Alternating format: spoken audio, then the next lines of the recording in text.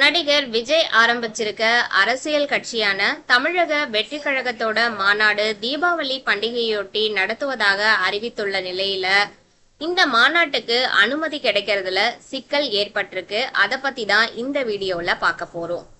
இந்த மாநாட்டை சென்னை திருச்சி தேசிய நெடுஞ்சாலையில விழுப்புரம் மாவட்டம் விக்கிரவாண்டியில இந்த மாதம் 23ஆம் தேதி நடத்த இருக்கிறதா முடிவு செஞ்சாங்க.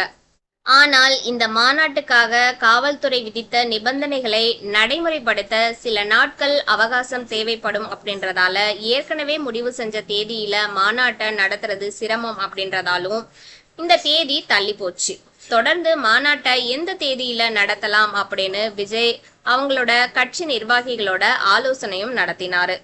இந்த நிலையில நீண்ட ஆலோசனைக்கு பிறகு தமிழக வெற்றி கழகத்தோட முதல் மாநில மாநாடு அடுத்த மாதம் அக்டோபர் 27ஆம் தேதி நடத்தப்படும் அப்படின்னு விஜய் அறிவிச்சாரு. இந்த செய்திய அந்த கட்சியினர் பட்டாசு வெடித்தும் இனிப்பு வழங்கியும் கொண்டாடினாங்க.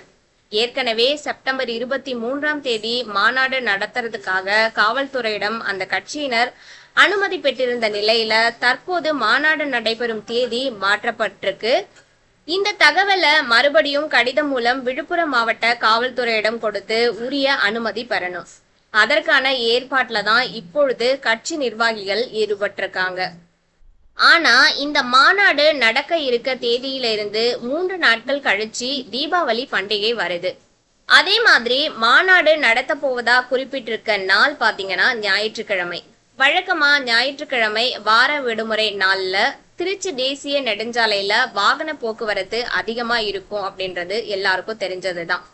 அது மட்டும் இல்லாம தீபாவளி பண்டிகை காலம் அப்படின்றதால வழக்கத்திற்கு மாறா சென்னை திருச்சி தேசிய நெடுஞ்சாலையில வாகன நெரிசல் இன்னும் அதிகமா இருக்க வாய்ப்பு இருக்கு. வெளியூர்ல தங்கியிருந்து படிக்கிறவங்க வேலை செய்யறவங்க எல்லாரும் தீபாவளி பண்டிகையை கொண்டாட வீட்டுக்கு வருவாங்க, சொந்த ஊருக்கு வருவாங்க. சாதாரணமா வார விடுமுறை நாட்கள்ல சுமார் 2 முதல் 3 கிலோமீட்டர் வரை விக்கிரவாண்டி சுங்கச்சாவடியில வாகனங்கள் அணிவகுத்து நிற்கும். குறிப்பா பண்டிகை நாட்கள்ல சென்னை பகுதியிலிருந்து சொந்த ஊருக்கு போறவங்க எண்ணிக்கை அதிகரிக்கும். இதனால நீண்ட தூரம் வாகன போக்குவரத்து நெரிசல் ஏற்படுறது வழக்கம். இப்படிப்பட்ட சூழல்ல தேசிய நெடுஞ்சாலையில வாகன போக்குவரத்து ஸ்தம்பிக்கும் நிலை ஏற்படும். அதனால ஏற்படக்கூடிய போக்குவரத்து நெரிசலை சரி செய்யறது, மாநாட்டுக்கு வரவங்களை சமாளிச்சு அவங்களுக்கு உரிய பாதுகாப்பு அளிக்கிறது அப்படின்றது போலீசாருக்கு சற்று சிக்கலாத்தான் இருக்கும். இதனை கருத்தில் கொண்டு விஜய் அறிவிச்சிருக்க தேதியில மாநாடு நடத்த காவல்துறை அனுமதி வழங்குறதுல சிக்கல் ஏற்பட வாய்ப்பு இருக்கிறதா சொல்லப்படுது.